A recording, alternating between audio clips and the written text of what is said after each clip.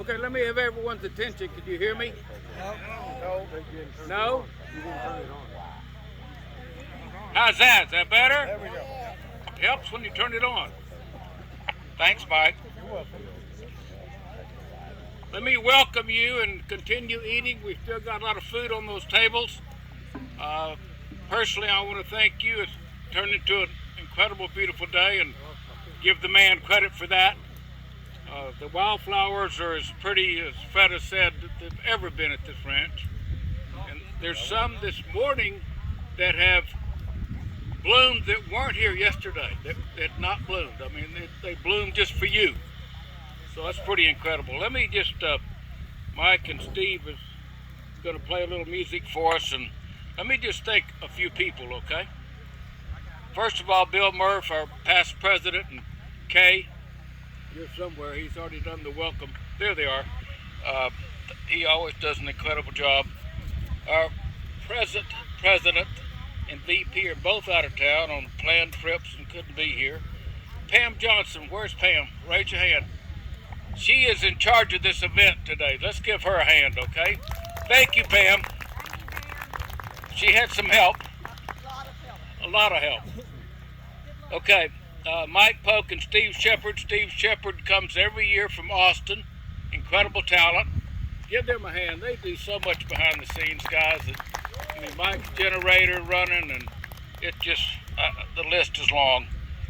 Elaine and Mark Reynolds, they're going to do communion for us at the closing, if you will. Pastor Steve Holson and his wife are here. Raise y'all's hands. First time, right? That's right. Wonderful. He might be one of our associate preachers. He is. He's also a pretty cool guy.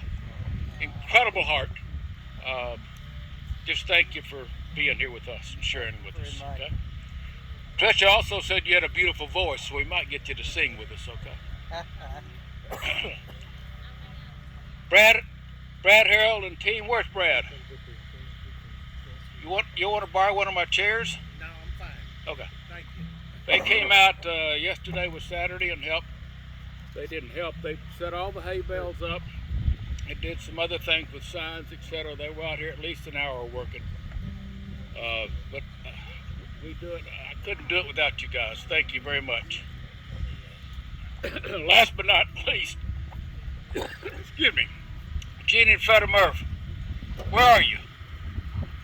You're somewhere. They're right over here. Okay. The ranch is gorgeous. Thank you so much. It couldn't be more perfect. Okay, Mike, I'm gonna let you guys play a couple of songs, and then we need to pass out the song sheets. Yeah. Okay. I need JJ and okay. Who we got? Jovan and her friends. You gonna hand out song sheets for us, please?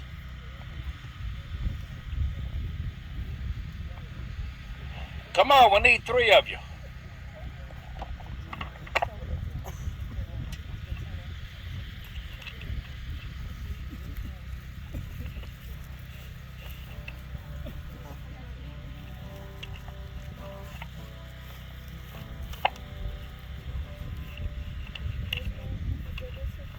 Here. Here's some more of different songs. Yeah. Not everybody's going to get one. We don't have enough. How about every other person? Yeah. Okay, well, these ladies going to hand out song sheets, and we don't have enough for everyone, but just we'll kind of do every other seat, whatever. Okay, y'all take off. Just start.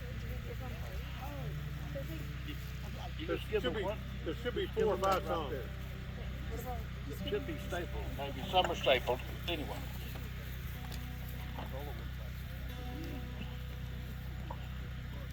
Okay, we're a few minutes ahead of time, which is good. Okay, girls, go.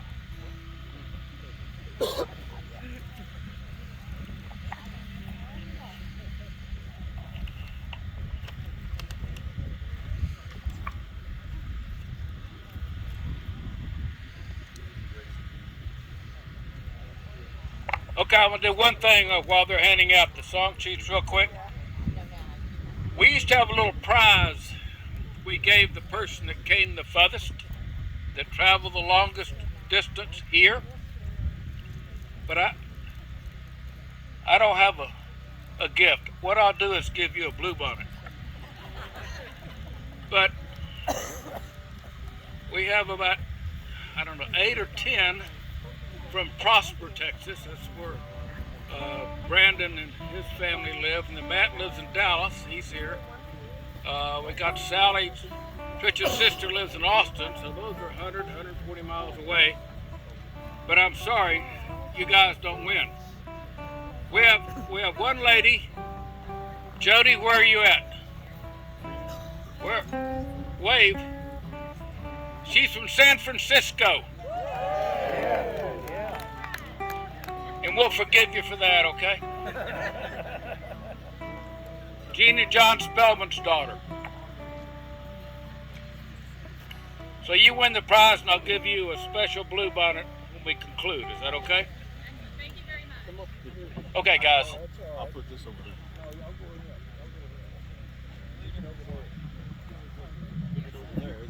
Mike, you need another mic? You don't need this.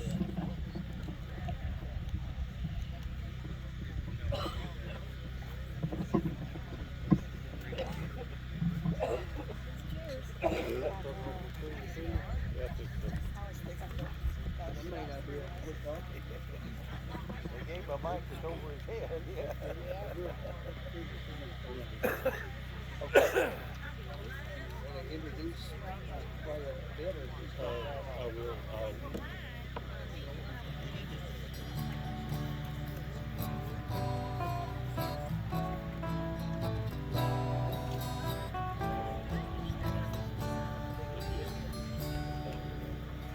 all right. You just nod on the road to drive.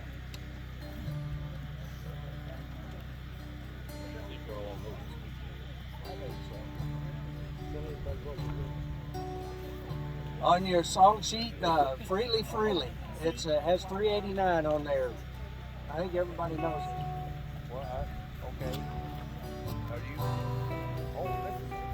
Well, here, come over there.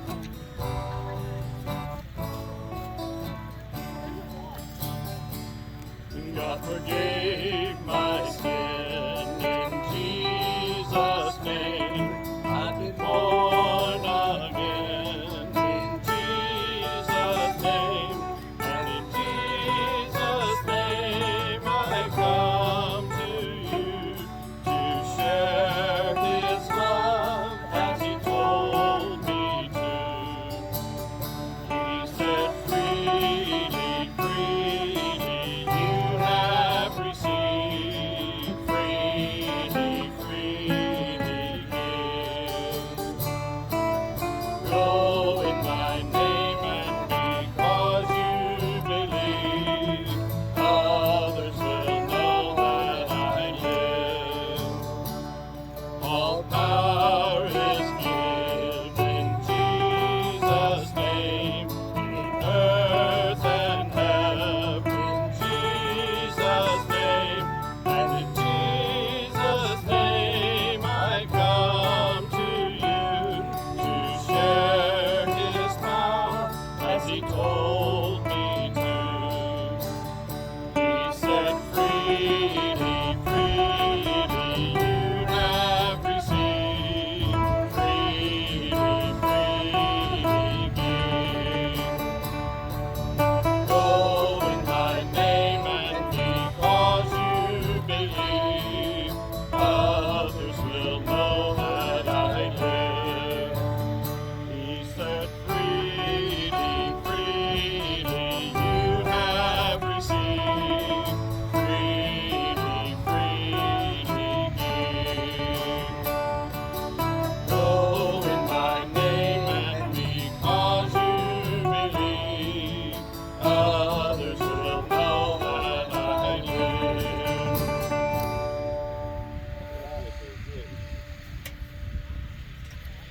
Here I am, Lord.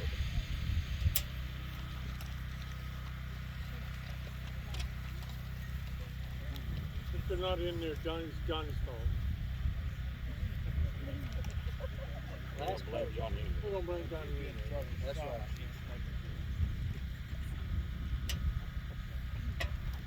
You like getting the blame, don't you? He just likes the attention. Yeah.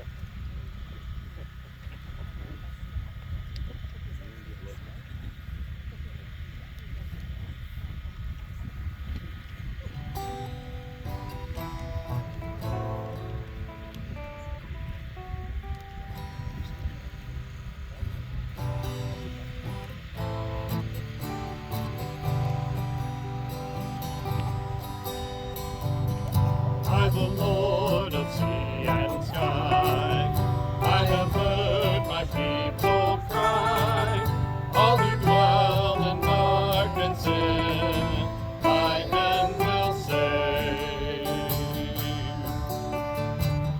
I who made the stars of night, I will make their darkness bright, who will bear my light to them, whom shall I send?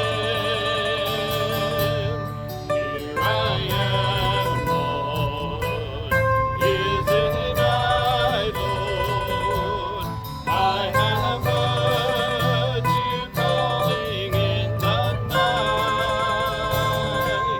I will go, Lord, if you lead me. I will hold your people in my heart.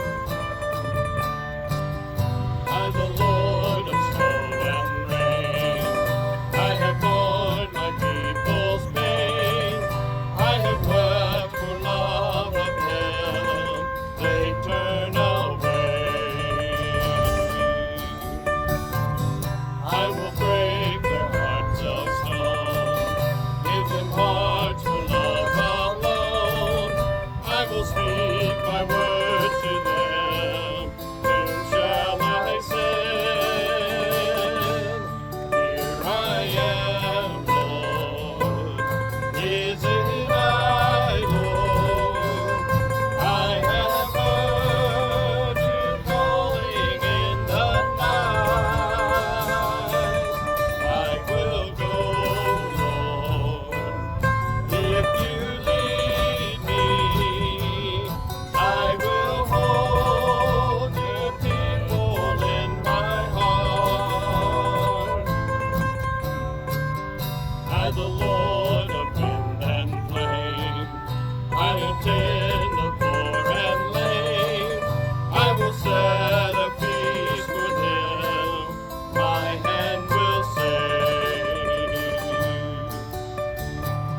Finest bread I will provide, till their hearts be satisfied. I will give my life to them, whom shall I send? Here I am, Lord, is it I, Lord? I have heard you calling in the night. I will go, Lord, if you lead me. I will hold your people in my heart. I will hold your people in my heart.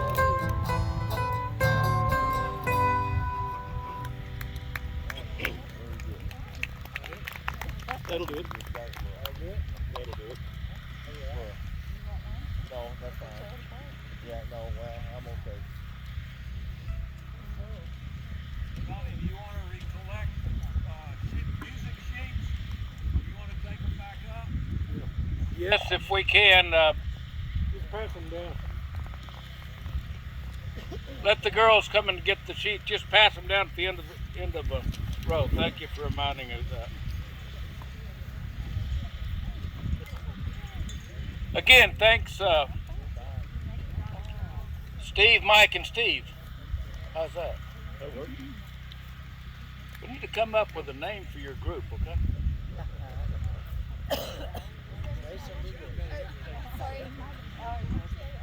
Sorry. You know, the first song they sang is one of my very, very favorites. Go in my name. And because you believe, others will know that I live. That's the theme of what we are as Christians. That's kind of the theme of New Horizons Sunday School class. That's our job, it's our responsibility, it's our privilege. Go in my name. And because I believe, because you believe, others that don't know him will get introduced. Thank you, sweetie. Just put it right here underneath this. Our granddaughter, Jovan. Yeah. Go in my name.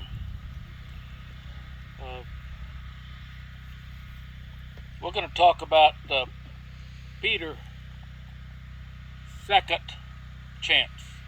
And it's about fishing, really. And that's something that I love, and we'll kind of interject that. And but it's a couple of humorous things first.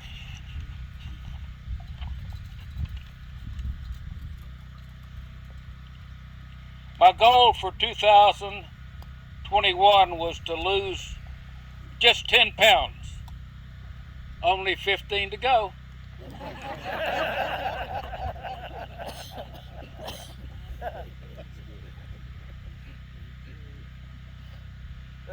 Had a salad for dinner, mostly croutons and tomatoes. Really just one big round crouton covered with tomato sauce and cheese. Fine, okay, it's called a pizza.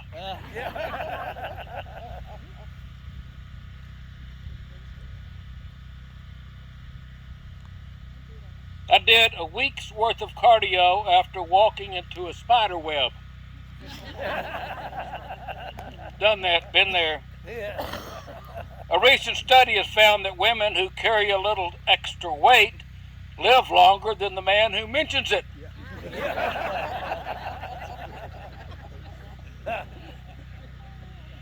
Kids today don't know how easy they have it.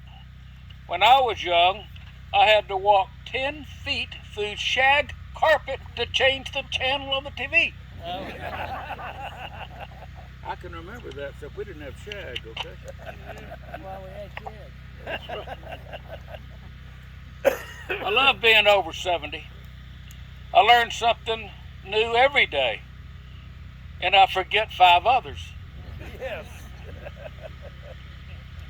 A thief broke into our house last night. He started searching for money, so I woke up and searched with him.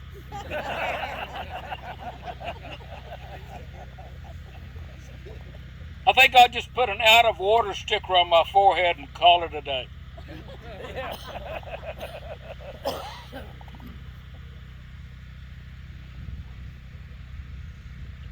This is Sunday, March 13th, 2016 was the beginning of daylight savings time. If you have not already done so, set your bathroom scale back 10 pounds right now. Okay.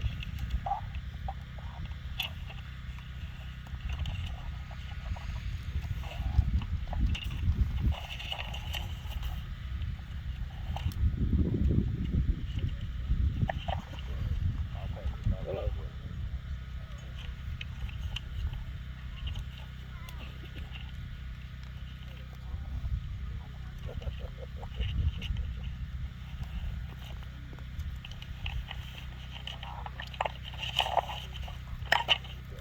This is called Count to 8.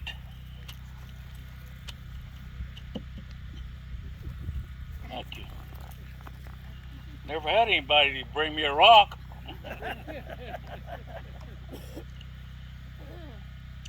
Jesus' heart was heavy by the news of the murder of his good friend John the Baptist, as he took the disciples on a retreat. But then came a crowd, a multitude of misery and sickness, bringing nothing but request.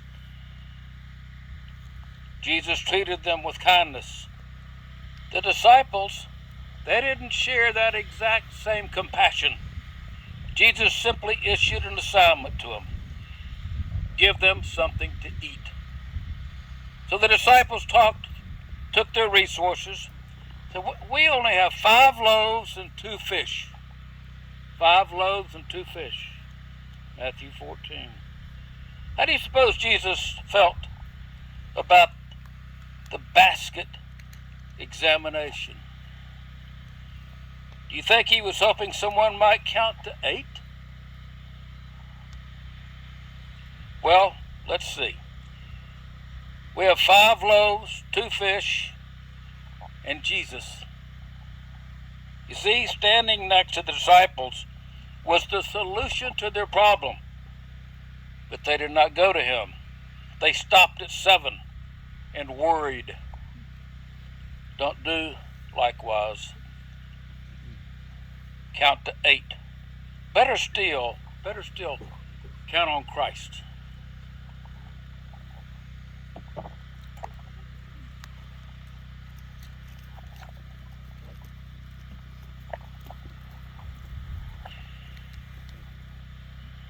This was written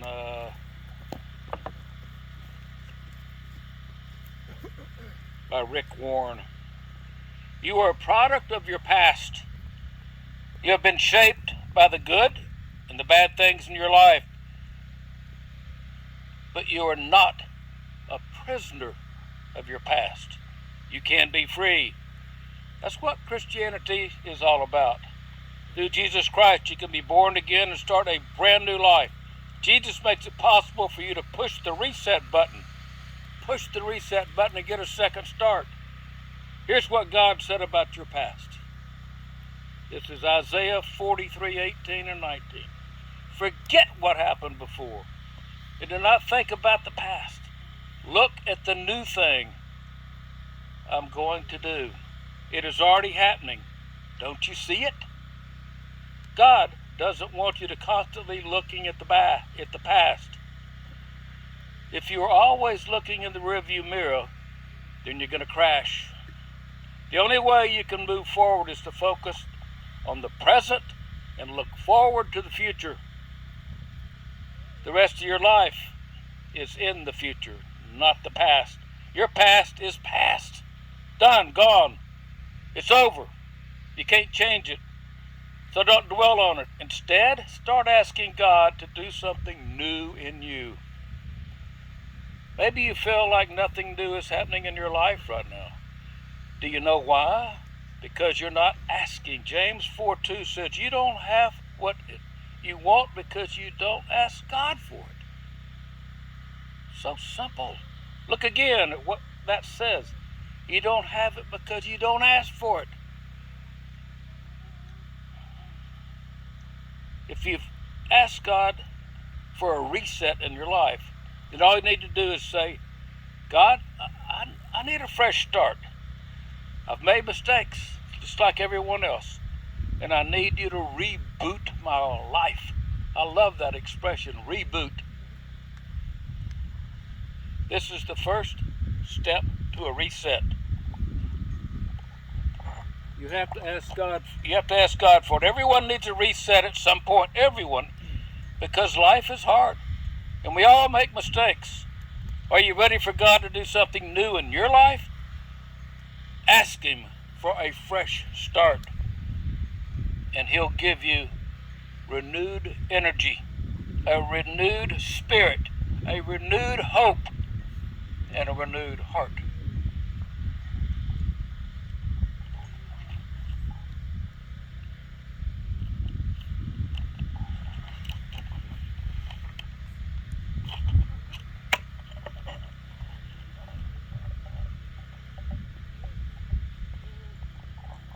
You know, of the original 12, from what I've studied and read, at least 8 of those men were fishermen. And in Sunday school in many years past, and I've asked the question, I wonder why God picked fishermen. And there's a lot of good answers for that. But at least 8 from what I can determine by studying each one of the apostles. Fishermen.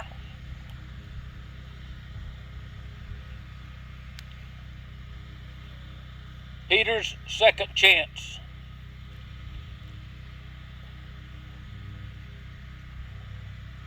Later, Jesus showed him to his followers again, this time at Lake Galilee.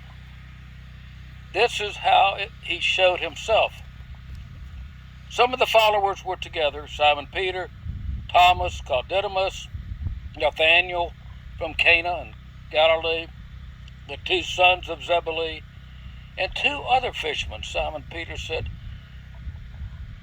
to him, "I'm going out to fish."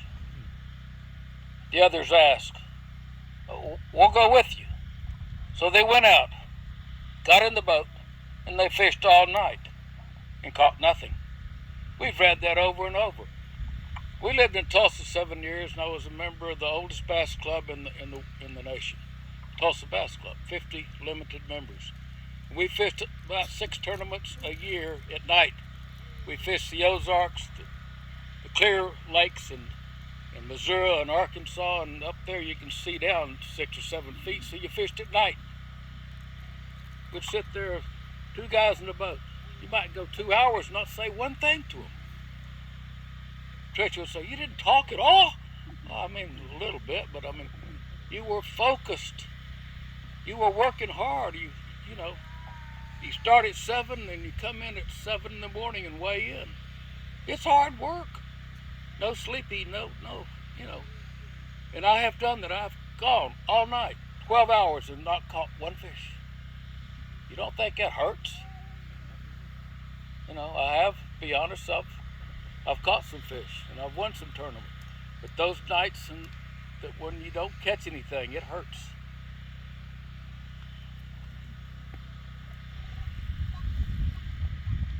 Early the next morning, Jesus stood on the shore, but the followers did not know it was Jesus. Then he said to them, hang on, use this rock, very important rock. Then he said to them, "Friends, did you catch any fish?" And they answered, No, none. He said to them, "Well, throw your net on the right side of the boat and you will find some." So they did, and they caught so many fish that they could not pull the net back into the boat. The followers whom Jesus loved said to Peter, "It is the Lord." When Peter heard him say this, he wrapped his coat around himself, which he had taken off. Then he jumped into the water, and the other followers went to the shore in the boat, dragging the full net of fish. They were not very far from shore, only about 100 yards. When the followers stepped out of the boat and onto the shore, they saw a fire of hot coals. There were fish on the fire, and there was bread. Then Jesus said, "Bring some of your fish you caught." Simon Peter went into the boat and pulled the net to the shore. It was full of big fish, 153. I've always stopped right there when I read that the first time. You go back and you read maybe another version of the Bible. Every one of them says 153, not 150, not 177, not 92, 153. Maybe someday the pastor will explain to me where 153 came from. I don't know. I just think it's interesting. 153 fish. Jesus said to them, "Come and eat." None of the followers dared ask him, "Who are you?" because they knew he was the Lord. Jesus came and took the bread and gave it to them along with the fish. This is now the third time that Jesus showed himself to the followers, and he was raised after he was raised from the dead. When they finished eating, Jesus said to Simon Peter, "Simon, son of John, do you love me more than these?" And he answered, "Lord, yes, I know that. I love you so much." Jesus said, feed my lambs. Again, Jesus said, Simon, son of John, do you love me? He answered, yes, Lord. You know that I love you.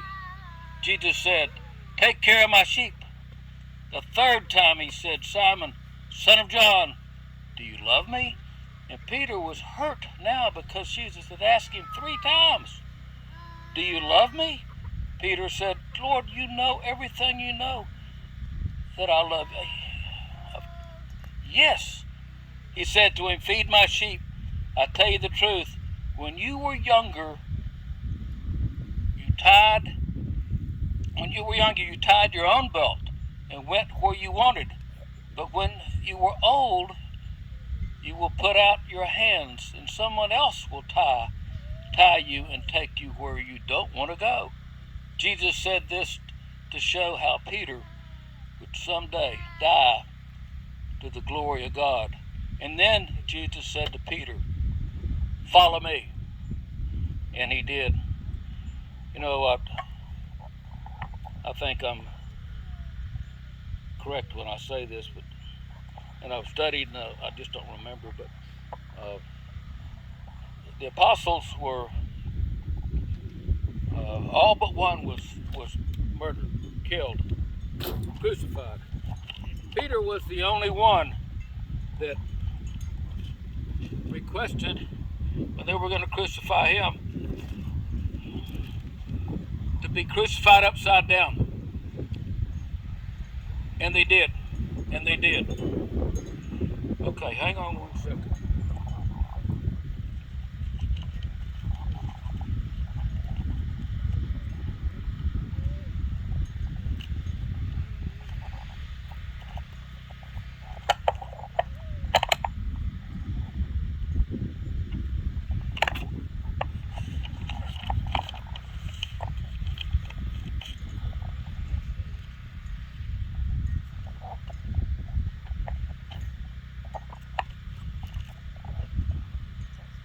One more version, and then we're going to have communion.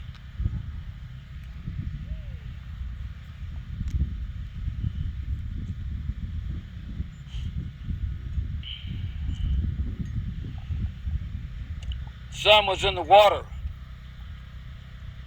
before Peter noticed it. A very circle of gold on the surface of the sea. A fisherman is usually the first to spot the rising of the crest of the hills. It means his night of labor is finally over. But not this fisherman. Though the light reflected on the lake, the darkness lingered in Peter's heart. The wind chilled, but he didn't feel it. His friend slept soundly, but he didn't care. His thoughts were far from the Sea of Galilee. His mind was in Jerusalem, reliving an anguished night.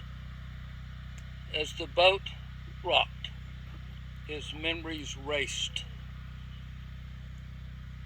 The clanking of the Roman guard, the flash of a sword, and the duck of a head. Soldiers leading Jesus away.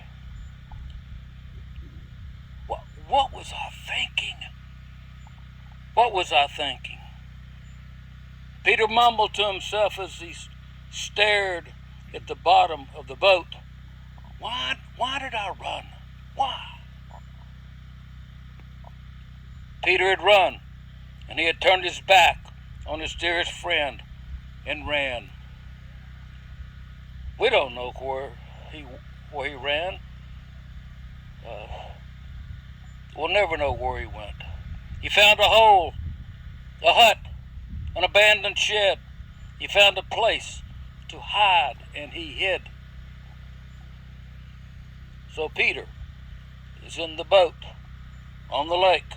Once again, he's fished all night. Once again, he has surrendered nothing. The sea has surrendered nothing. His thoughts are interrupted by a shout from the shore. Catch any fish?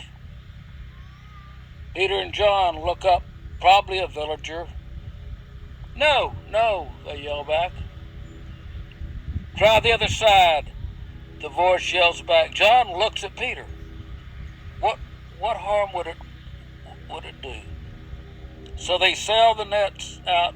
Peter wraps the rope around his wrist and waited, but there was no weight. No weight at all.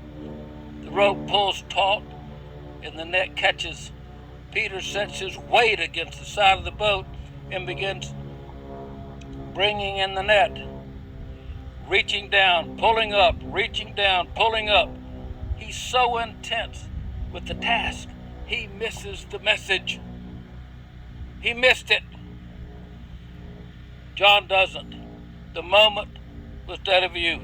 It's happened before. The long night, the empty net, the call to cast again.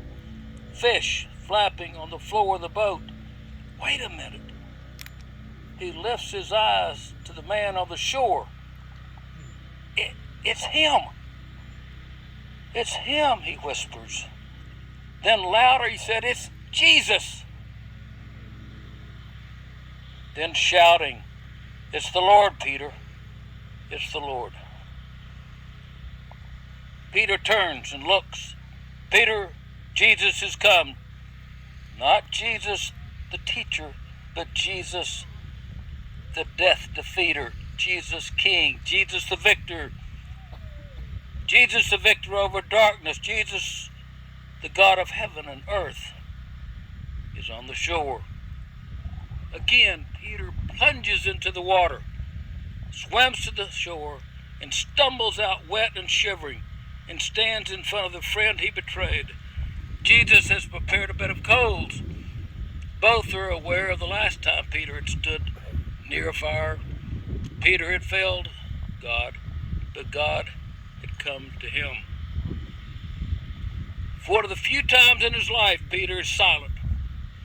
You got to study Peter. He was probably talk, 200 words a minute. He was one of those kind of guys that just made you nervous to be around him, probably. Peter. For the first time maybe in his life, he was silent. Nothing.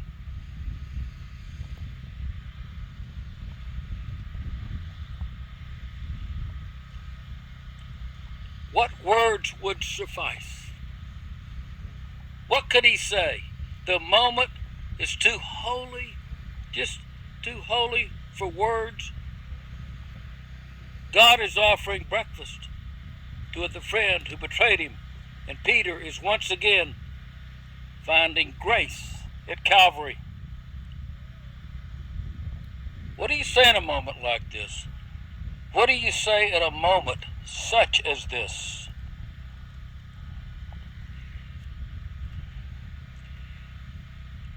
It's just you and God. You and God both know what you did, and neither of you is proud of it. Neither of you. So what do? You might consider doing what Peter did. Stand in God's presence. Stand in his sight. Stand still and wait. Sometimes that's all a soul can do. Then too repentant to speak, but too hopeful to leave. We just stand. Stand amazed.